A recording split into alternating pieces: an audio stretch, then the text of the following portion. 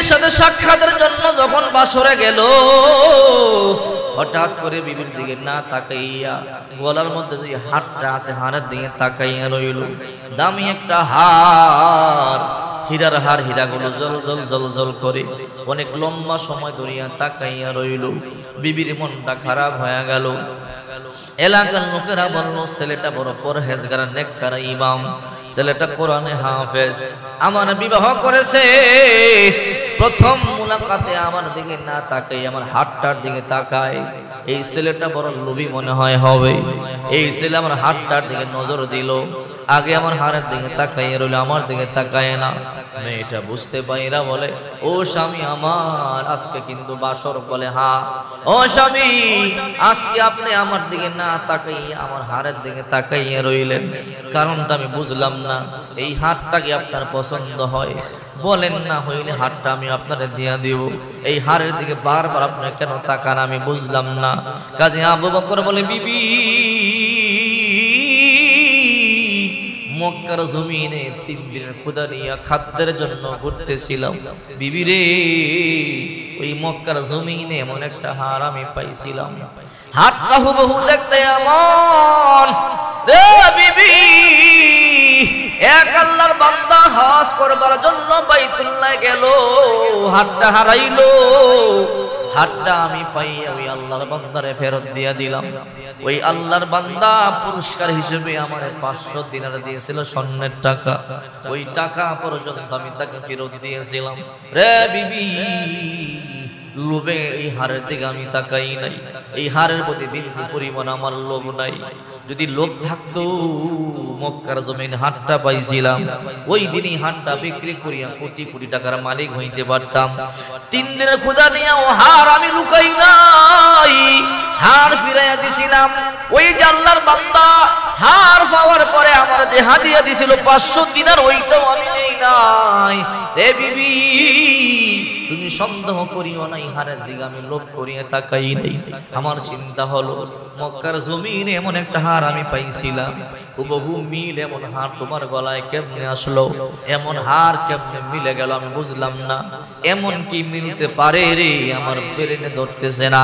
বিবি এইবার লাফ দিয়ে দাঁড়াইয়া চোখের পানি সারিয়া বলো, ও স্বামী আমার, রাসূল করিম সাল্লাল্লাহু আলাইহি ওয়াসাল্লাম ইনসাফ প্রতিষ্ঠা করেছেন।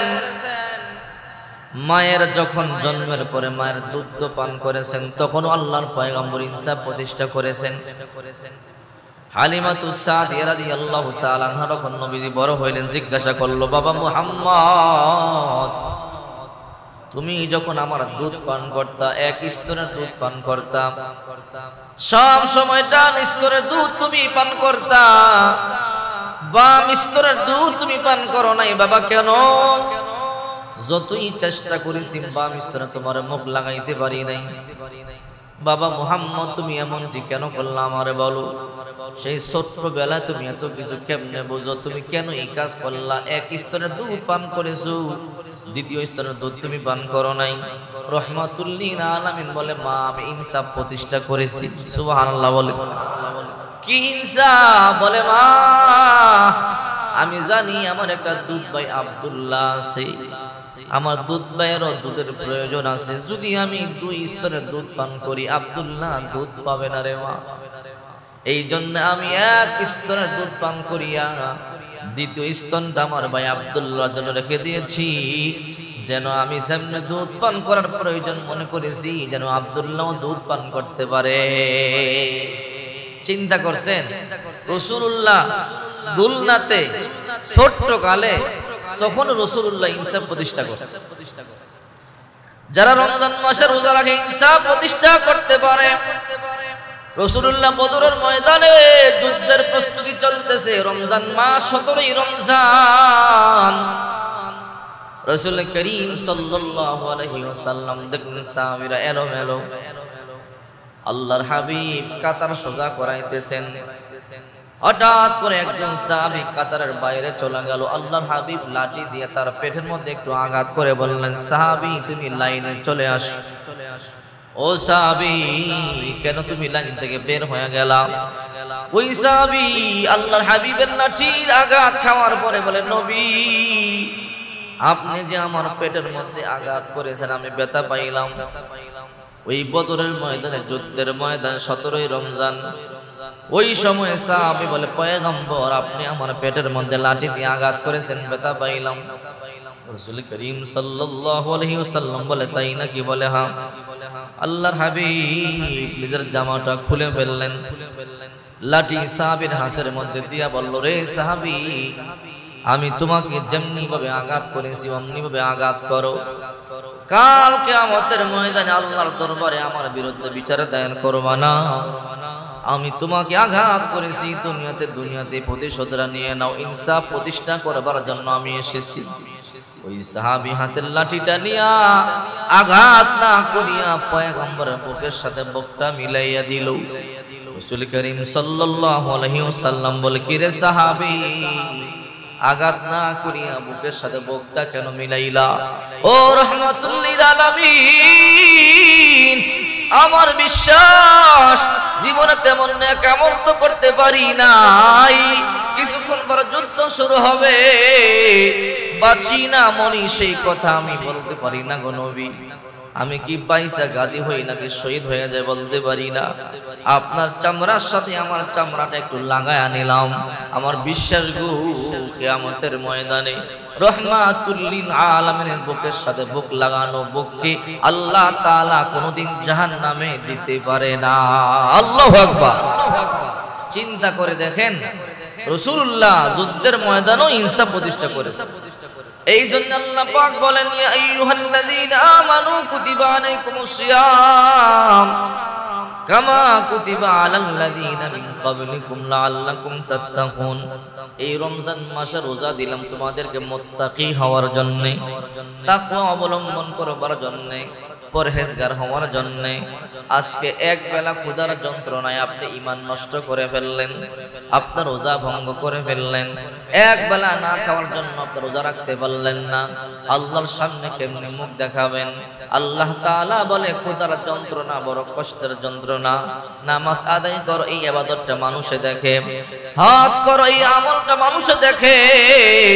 যাকাত দাও, এই আমলটা মানুষে দেখে। দান সদকা করো, আমলগুলো মানুষে দেখে।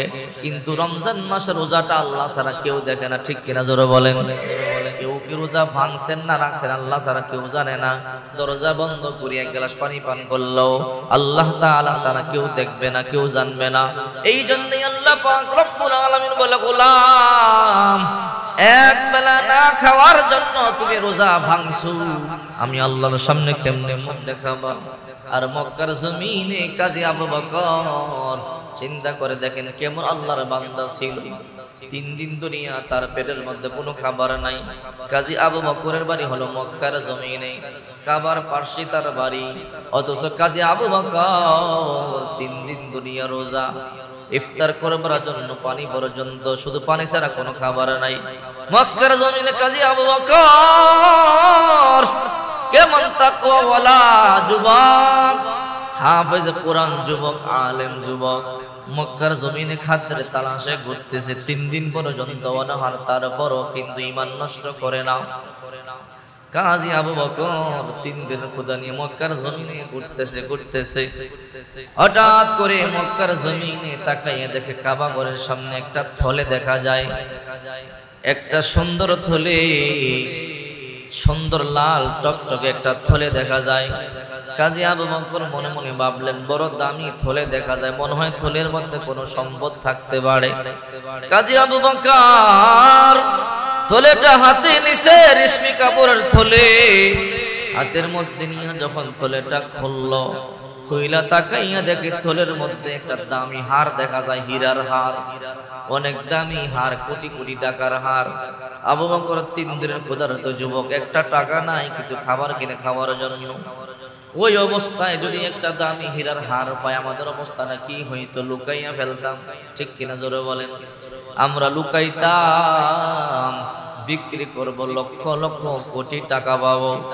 কাজী আবু বকর হাফেজ কোরআন যুবক, তাকওয়াওয়ালা যুবক, 3 দিন ধরে খাবার নাই, তারপর ওই স্বর্ণের হীরার হারের প্রতি তার কোনো লোভ গেল না। কাজী আবু বকর হীরার হারটা নিয়ে বাড়িতে চলে গেল। বাড়িতে গিয়ে সিন্ধুকের মধ্যে বরিয়ে চিন্তা করে এই মক্কার জমিনে নিশ্চয় কোন আল্লাহর বান্দা হজ করবার জন্য আসিয়া এই দামি হাটটা হারাইয়া ফেলছে, আমি এই হাটটা তার কাছে কেমনে ফিরাইয়া দিব। যাই আবার মক্কার জমিনে যাই, আবার মক্কা গিয়ে দেখি কোন আল্লাহর বান্দা হাটটা তালাশ করে কিনা। যদি কোন আল্লাহর বান্দা হাটটা তালাশ করে, এই হাটটা আমি তার মালিককে প্রয়োজনে আমি তাকে দিয়ে দেব। এই কাজে আবু বকর 3 দিনের ক্ষুধার্ত যুবক, চলতেই বড় কষ্ট হয়, এই দামি হাটটা করে রাইখা আবার মক্কার জমিনে গেল কোন আল্লাহর বান্দা বান্দি হাটটা তালাশ করে কিনা। হঠাৎ করে কাজে আবু বকর তাকাইয়া দেখে মক্কার পাশে একটা পাহাড়ের মধ্যে একটা লোক দাঁড়াইয়া বলে, ও আল্লাহর বান্দা বান্দিরা, আমি শুধু ইয়ামেন থেকে হজ করবার জন্য মক্কার জমিনে আসলাম। আমি আমার একমাত্র কন্যার জন্য একটা দামি হার কিনলাম, হীরার হার। আমি কাবা তাওয়াফ করতে গিয়ে হীরার হারটা আমি হারায়া ফেললাম। ও আল্লাহর বান্দা বান্দিরা, তোমরা কেউ যদি হীরার হারটা পাইয়া থাকো আমারে দিয়া দাও, এইটা তোমাদের জন্য কোনো জায়েজ নাই। আর আমার হাতে আরেকটা থলে দেখতেছো, এই থলের মধ্যে 500 দিনার আছে, স্বর্ণের টাকা আছে। এই 500 দিনার তুমি নিয়ে যাও, এটা তোমার জন্য হালাল। আমি তোমাকে পুরস্কৃত করব, কিন্তু দামি হাটটা দিয়া দাও। আমি আমার একমাত্র কন্যার জন্য বড় কষ্ট করি হাটটা কিনেছি। আর কাজে আবু বকর সামনে গিয়া হাঁটি হাঁটি পা পা করি ওই বৃদ্ধ লোকটার হাতটা ধরিয়া বলে, ও আল্লাহর বান্দা, আপনার সাথে একটু কথা আছে। বলে, কি কথা? বলে, আমি একটা থলের মধ্যে একটা হীরার হার পাইছি, আপনি আমার বাড়িতে চলেন, যদি উপযুক্ত প্রমাণ আপনি দিতে পারেন তাহলে হারটা আপনার আমি দিয়ে দিব। ওই আল্লাহর বান্দা বলে, আবু বকর চলো আমি তোমার বাড়িতে যাব। এবার ওই আল্লাহর বান্দার আবু বকর বাড়িতে নিয়ে আসলো। আমার হীরার হারটা দেখতে এমন, কালারটা এমন, এতটুকু স্বর্ণের টুকরা আছে, এতটা হীরার টুকরা আছে, এতটা জহরত আছে, এতটা মণিমুক্তা আছে, পুরা বর্ণনা মিলে গেল। এবার কাজী আবু বকর সিন্ধুক থেকে হাতটা বের করিয়া ওই আল্লাহর বান্দারে দিয়ে দিল। আল্লাহর বান্দা, নাও নাও, আমার বিশ্বাস এই হীরার হারটা আপনারই হার, কারণ প্রমাণ সব মিলে গেল। এইবার ওই আল্লাহর বান্দা 500 দিনার দিয়ে বলে, রে আবু বকর, নাও নাও, তুমি আমার হার পাইছো আর আমার হারটা আমার ফিরাইয়া দিছো। এই নাও 500 দিনার তোমার, আমি স্বর্ণের দিনার দিয়া দিলাম। আবু বকর বলে, না, আমি এই কাজটা করেছি আমার আল্লাহর জন্য, এই প্রতিদান দুনিয়াতে আমি নিতে চাই না, আল্লাহর দরবার থেকে, আল্লাহর কাছ থেকে নিব। সুবহানাল্লাহ বলে। অল্প তোমার কাছ থেকে প্রতিদান নিয়ে আমি বড় প্রতিদান হারাইতে চাই না, না না, আমি তোমার কাছ থেকে নিব না। এবার কাজী আবু বকর 500 দিনার ফিরাইয়া দিল। ওই আল্লাহর বান্দা দোয়া করে, আল্লাহ, এই যুবকটার মতো এমন সত্যবাদী যুবক, এমন পরহেজগার যুবক, মুত্তাকি যুবক আমি দেখি নাই। হজের মৌসুম শেষ হয়ে গেল, ওই বৃদ্ধ লোকটা হাতটা নিয়ে ইয়েমেন চলে গেল। অনেক বছর পরে হঠাৎ করে এই কাজী আবু বকর ভ্রমণে বের হইল, নৌকা ভ্রমণ, জাহাজ ভ্রমণ। মক্কা থেকে অনেক লোকেরা ভ্রমণে বের হল, আবু বকরের সাথে ছিলেন। যখন ভ্রমণ করতে করতে ইয়ামেন দ্বীপে চলে গেল। ইয়ামেন দ্বীপে যাওয়ার পরে বিশাল ঝড় তুফান শুরু হয়ে গেল, নৌকা ডুবিয়া সবাই মরিয়া গেল। কাজী আবু বকর অজ্ঞান হয়ে গেল, পানিতে ভাসতে ভাসতে সমুদ্রের কিনারায় চলে গেল। বিকাল বেলা তার জ্ঞান ফিরলো। জ্ঞান ফিরে দেখে আমার আশেপাশে একজন মানুষও নাই। আমার যে জাহাজের মধ্যে ছিলাম সেই জাহাজটা ডুবিয়ে গেল। দেখলাম মানুষগুলো সবাই সাঁতরাইতেছে, দেখলাম কেউ মরতেছে, দেখলাম, কিন্তু আর কোনো খেল নাই, অজ্ঞান হয়ে গেল। কাজী আবু বকর জ্ঞান ফিরবার পরে এদিকে তাকায় সেদিকে তাকায়, হঠাৎ করে তাকাইয়া দেখি একটা মিনারা দেখা যায়, মসজিদের মিনারা। হঠাৎ করে মনে মনে বুঝলো আমি নিশ্চয়ই কোনো মুসলিম দেশে আছি। ওই যে মসজিদ দেখা যায়, নিশ্চয়ই এটা আল্লাহর ঘর, মসজিদ হবে, আমি যাই। এই যে নৌকা ডুবিয়ে সবাই মারা গেল, সবাই মারা যাওয়ার পরে আল্লাহ তাআলা আমাকে বাঁচাইলো। আমি মসজিদের মধ্যে গিয়ে 2 রাকাত নামাজ পড়ি, আল্লাহর শুকরানা আদায় করি। ওই আল্লাহর বান্দা কাজী আবু বকর হাঁটি হাঁটি পা পা করে মসজিদের মধ্যে চলে গেল।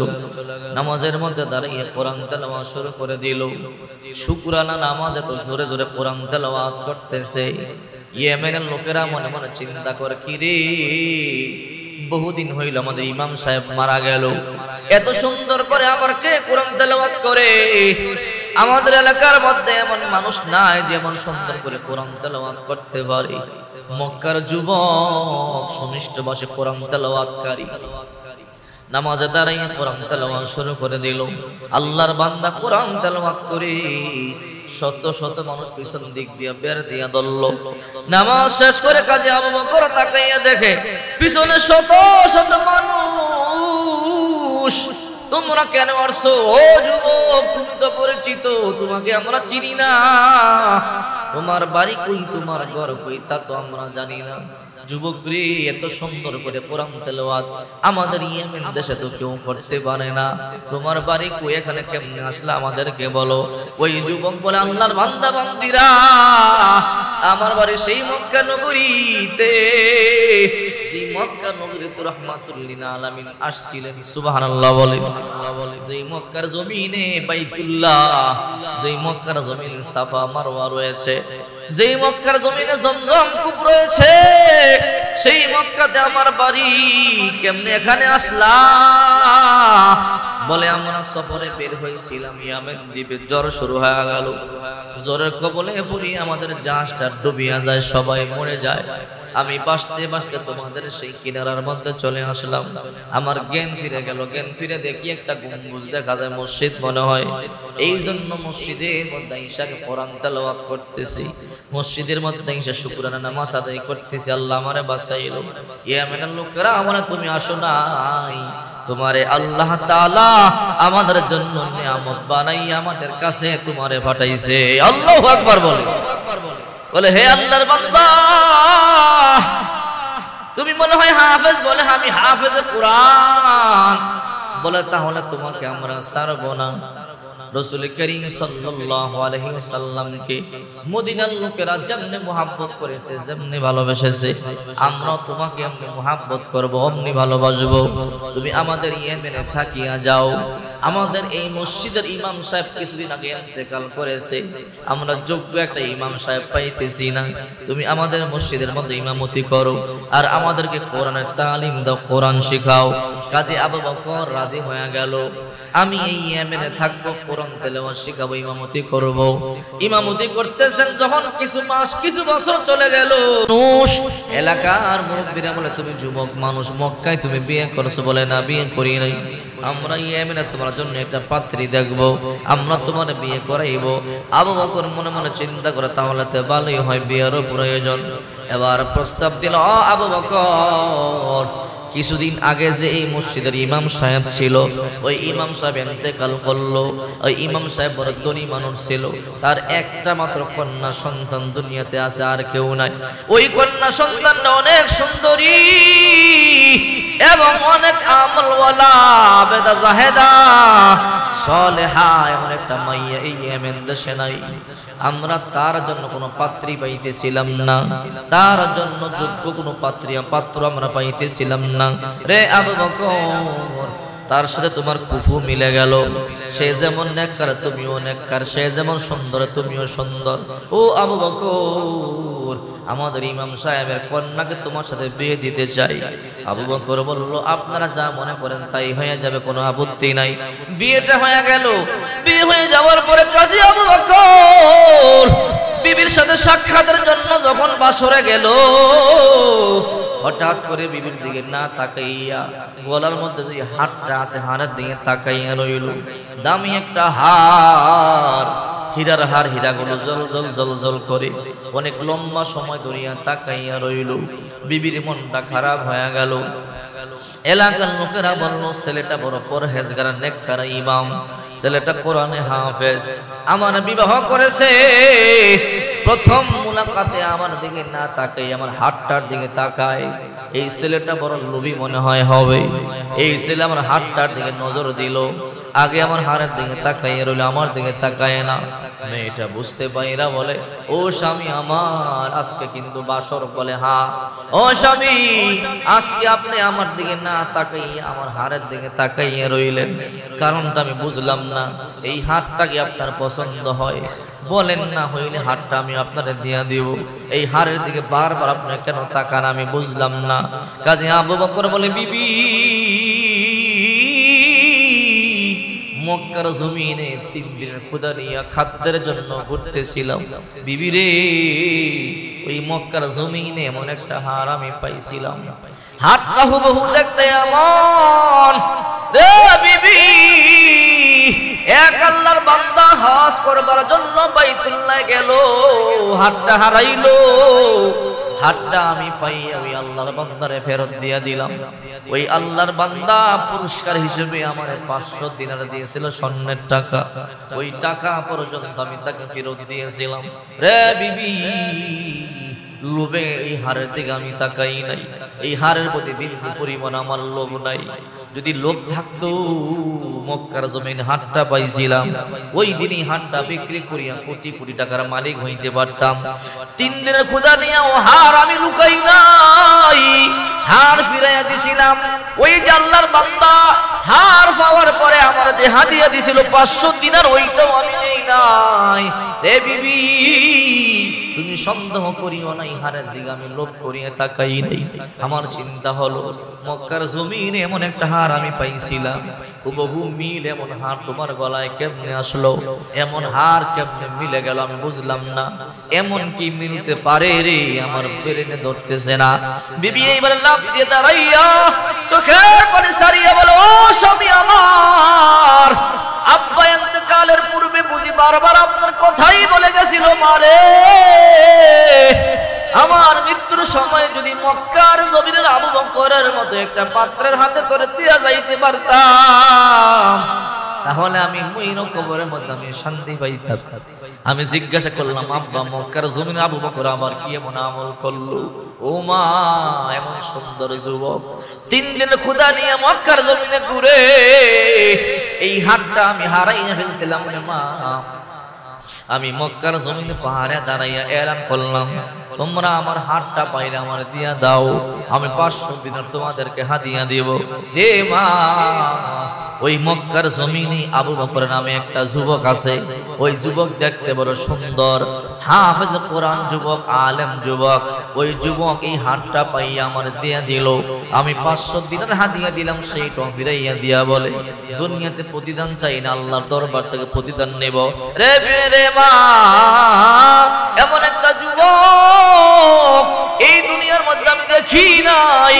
আজকে ইন্তেকাল আমার হয়ে যাবে, এমন একটা যুবক যদি আমি পাইতাম, আর মৃত্যুর পূর্বে তার হাতে যদি আমি তোরে দেয়া যাইতে পারতাম, তাহলে আমি কবরে গিয়ে শান্তি পাইতাম। ও স্বামী, আপনি কি সেই আবু বকর যে মক্কার জমিনে এই হার পাইছিলেন? বলে, হ্যাঁ। বলে, ওই সময় আমার বাবা ইয়ামান থেকে মক্কায় হজ করবার জন্য গেছিল, আর আমার আব্বার টাকার অভাব নাই, পয়সার অভাব নাই, আমি একমাত্র কন্যা, এই জন্য আমার বাবা মক্কা থেকে হাটটা আমার জন্য কিনছিল। স্বামী রে, বুঝতে বাকি নাই, আপনি বুঝে ওই আবু বকর আপনার সততার কারণে আল্লাহ তাআলা আজকে আপনার হারের মালিকও বানাইছে, আর আমার মতো একজন সুন্দরী কন্যার স্বামী আল্লাহ আপনারে বানাইছে। আল্লাহু আকবার বলেন। চিন্তা করে দেখেন, এই জন্য আল্লাহ তাআলা বলেন, ইয়া আইয়ুহাল্লাযীনা আমানু কুতিবা আলাইকুমুস সিয়াম কামা কুতিবা আলাল্লাযীনা মিন ক্বাবলিকুম লাআল্লাকুম তাত্তাকুন। হে ঈমানদারেরা, রোজা তোমাদের উপরে ফরজ করা হয়েছে, যেমনি ভাবে তোমাদের পূর্ববর্তী উম্মতদের উপরে ফরজ করা হয়েছিল, যেন তোমরা মুত্তাকি হতে পারো, পরহেজগার হতে পারো। মুত্তাকি তারা শুধু 1 দিন নয়, 2 দিন নয়, 3 দিন আবু বকরের মতো না খায়া থাকলো কোনোদিন ঈমান বিক্রি করতে পারে না। ঠিক কিনা জোরে বলেন? এই রমজান মাস সহানুভূতির মাস, ক্ষমার মাস, এই রমজান মাস তাকওয়া অর্জনের মাস। এই রমজান মাসে গুনাহ নিয়া কেহ যদি কবরে যায়, হারে রাসূল করিম সাল্লাল্লাহু আলাইহি সাল্লাম বলেন রমজান মাস পাওয়ার পরও যদি কেউ তার কৃত গুনাহ মাফ করতে না বলো, সে ধ্বংস হয়ে যায়। এই রমজান তো দিয়েছে গুনাহ মাফের জন্য, কাজী আবু বকরের মতো মুত্তাকি হওয়ার জন্য, পরহেজগার হওয়ার জন্য। এই জন্য আল্লাহ তাআলা বলেন এই রোজা তোমাদের উপরে ফরজ করেছি লাআল্লাকুম তাত্তাকুন, যেন তোমরা মুত্তাকি হতে পারো, পরহেজগার হতে পারো। এই রোজা থাইকাও যদি আমি মিথ্যা কথা বলি, চুগলখড়ি করি, মুনাফিকি করি, তাহলে এই রোজা থাইকা কোনো লাভ হবে না। ঠিক কিনা জোরে বলেন। দেখেন প্রতিটা অঙ্গে রোজা আছে, চোখের রোজা আছে, রোজা থাইকা চোখের হেফাজত করতে পারলেন না, আপনার চোখের রোজা ভেঙে গেল। কানের রোজা আছে, রোজা থাকার পরে আপনি কানকে হেফাজত করতে পারলেন না, আপনার কানের রোজা ভেঙে গেল। আপনার হাতের রোজা আছে, রোজা থাকার পরে আপনি হাতকে কন্ট্রোল করতে পারলেন না, অনৈতিক কাজ করলেন, আপনার হাতে রোজা ভেঙে গেল। রোজা থেকে আপনার জবানের হেফাজত করতে পারলেন না, আপনার জবানের রোজা ভেঙে গেল। রোজা কিন্তু সাধারণ কথা নয়, ঠিক কিনা জোরে বলেন। তো এই জন্য রমজান মাস ইবাদতের মাস, রমজান মাস ইতিকাফের মাস। এই যে ইতিকাফ চলে আসছে, সুন্নতে মুআক্কাদা কিফায়া, পুরা এলাকার সবার উপরে এটা ওয়াজিব। কোন ব্যক্তি যদি এলাকা থেকে একজন হলো ইতিকাফ আদায় করে নেয়, আল্লাহ পাক রব্বুল আলামিন সবার উপরে জিম্মাদারি উঠায় নেবে। আর একজনও যদি আদায় না করে, তাহলে কিন্তু পুরো এলাকার লোক ক্ষতিগ্রস্ত হবে। অনেক মহিলা মা বোন আছেন যারা আমার মাইকের আওয়াজ শুনতেছেন, আপনারাও ইতিকাফে বসতে পারেন। রমজানের শেষ দশকের ইতিকাফের সময়টা হলো 20 রমজান, সূর্য ডুবার আগে ইতিকাফের স্থানে প্রবেশ করতে হয় এবং শাওয়ালের চাঁদ অর্থাৎ ঈদের চাঁদ দেখার পরে, ওই ঈদের চাঁদ দেখার পরেই সাথে সাথে বের হতে পারবে, কোনো সমস্যা নাই। কেহ ওই রাত্রি মসজিদে থাকে এরপরে বের হয়, এটাও ভালো, কোনো সমস্যা নেই। মা বোনেরা যদি ইতিকাফের নিয়ত করেন, আজকে মাগরিবের আগে ইতিকাফের নিয়তে আপনার ঘরের একটা কোনায়, ঘরের একটা সাইডে সুন্দর করে কাপড় দিয়ে বেড়া দিয়া, অথবা যদি ছোট কোনো রুম থাকে যে রুমে মানুষ আসা যাওয়া বেশি করে না, এমন একটা জায়গার মধ্যে আপনি ইতিকাফ করতে পারেন রমজানের শেষ 10 দিনের জন্য।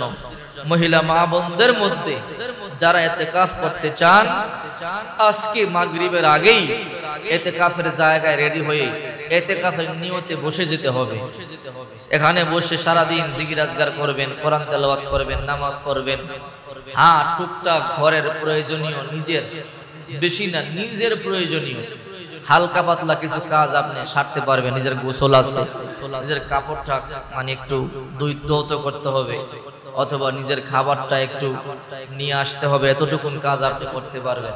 এই জন্য মহিলা মা বোনদের মধ্যে যদি কেউ ইতিকাফ করার নিয়ত করেন, তাহলে আজকে মাগরিবের আগেই বসতে হবে। যখন ঈদের চাঁদ দেখবেন তখন ইতিকাফ থেকে সময় শেষ উঠে যাবে।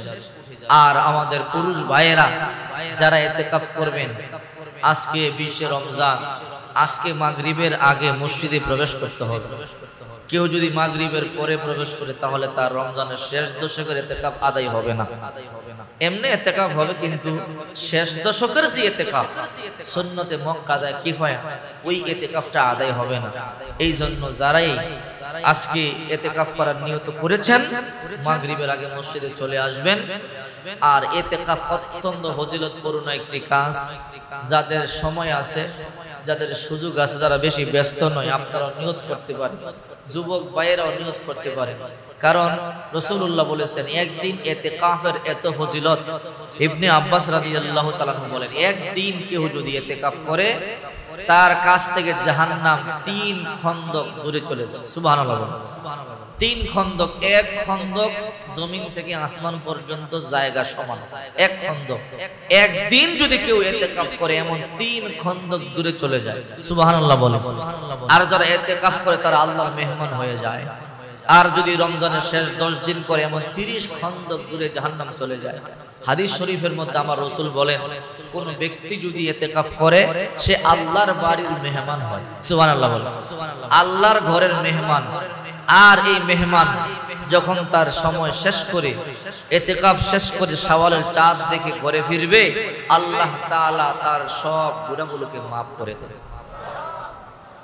এই হইল ইতিকাফ। আর আরেকটা হলো লাইলাতুল কদর। আজকে 21 তারিখ, 20 রমজান চলে যাবে, 21 রজনী, আজকে লাইলাতুল কদরের নামাজ আছে।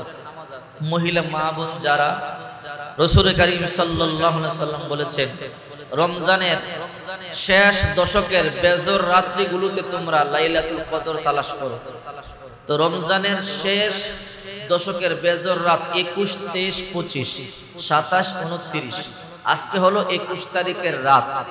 আজকে যদি আপনি আল্লাহ হায়াত দেয়, তারাবির সালাত আমরা আদায় করব এবং বেতেরের আগে আমরা কয়েক রাকাত ইনশাআল্লাহ আমরা এই কদরের নামাজ পড়ে নিব। মহিলা মা বোন যারা আছে, আপনারা যারা ঘরে কদরের নামাজ পড়বেন, আজকে রাত্রে কদরের নামাজ আছে, সর্বনিম্ন 2 রাকাত করে আপনি যত রাকাত ইচ্ছা পড়বেন, 4 রাকাত, 8 রাকাত, 12 রাকাত, যত পড়তে পারেন, গোনার কোনো দরকার নাই।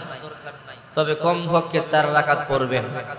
2 রাকাত করে 4 রাকাত পরে একটু বসে দোয়া করবেন, এরপরে আবার 4 রাকাত, 2 রাকাত করে 2 রাকাত করে। এটা নফল নামাজ। কি নামাজ?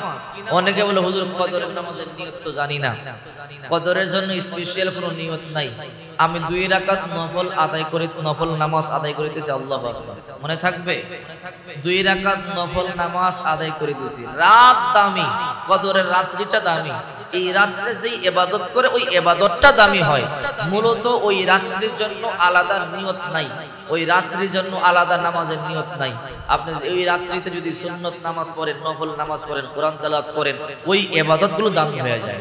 তো এই জন্য যারা নামাজ আদায় করবেন, সহজ নিয়ত করবেন, আমি 2 রাকাত নফল নামাজ আদায় করিতেছি, আল্লাহু আকবার। এরপরে আপনি সুবহানাকাল্লাহুম্মা ওয়া বিসানা পড়বেন, আউযুবিল্লাহ, বিসমিল্লাহ বলে আলহামদু সূরা পড়বেন। আলহামদু সূরার সাথে যে কোনো একটা সূরা মিলাবেন, যে সূরাটা আপনার সহজ মনে হয়। এরপরে আপনি রুকু সাজদা করে আবার উঠা, আবার বিসমিল্লাহ পড়ে আলহামদু সূরা পড়বেন। আলহামদু সূরা পড়বার পরে আবার আপনি যে কোনো একটা সূরা সহজ মনে হয় মিলাবেন। অনেকে বলে এই নামাজে সূরা কদর পড়তে হয়।